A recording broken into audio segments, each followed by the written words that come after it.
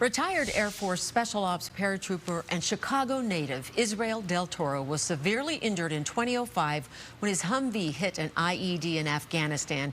He lost most of his fingers and suffered third-degree burns on more than 80% of his body.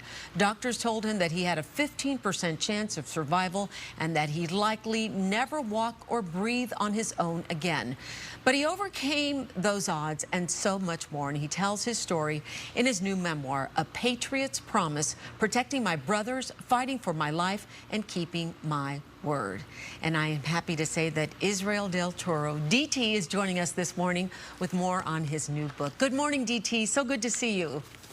Good morning, Sylvia. It's great to see you again. Okay, I told you I read this book. I laughed, I cried, but most of all, DT, I was inspired. Tell me what made you decide to write this, and tell everybody what's behind the title, A Patriot's Promise. Sure. For years, when I started public speaking, people kept asking me, "You need to write a book about this."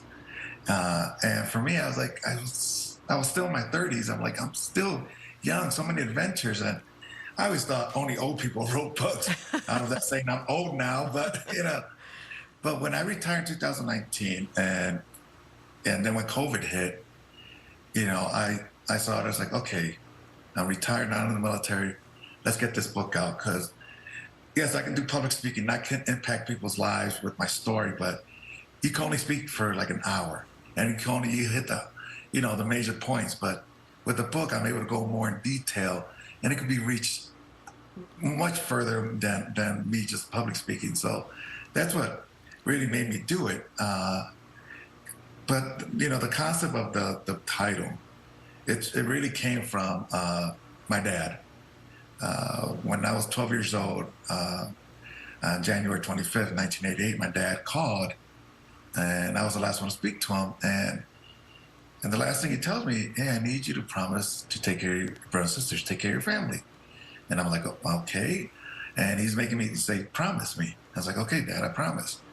And that was the last thing we spoke about. And then the next morning, my dad had passed away. And that promise has shaped who I am and kind of shaped my path of the person that I've become. And yes, that promise first started with my brothers and sisters and my mom, but has evolved now to anyone that needs help. Because I say we all have a spark, something that drives us. Sometimes we can find it on our own, and sometimes you got to hear hear a story, hear a journey someone went through to help you find yours. Well, And that's my hope of this book, because in reality, it's about a 12-year-old kid trying to still make his dad proud of him.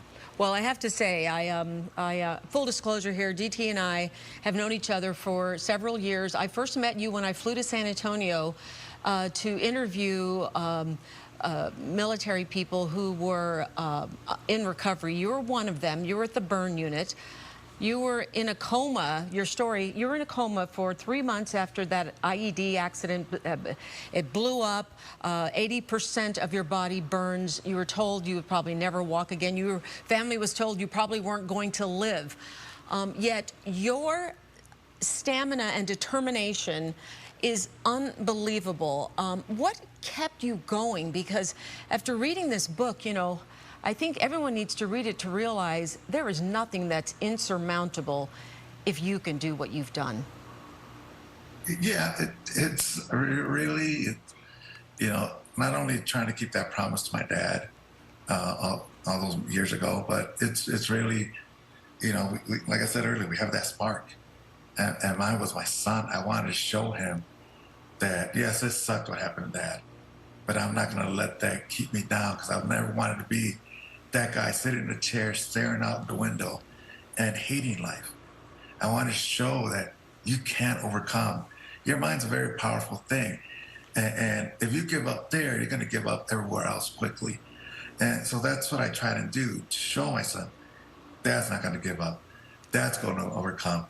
To prove the doctors wrong that said, I'll never walk again, I'll be on a respirator the rest of my life, and my military career was over.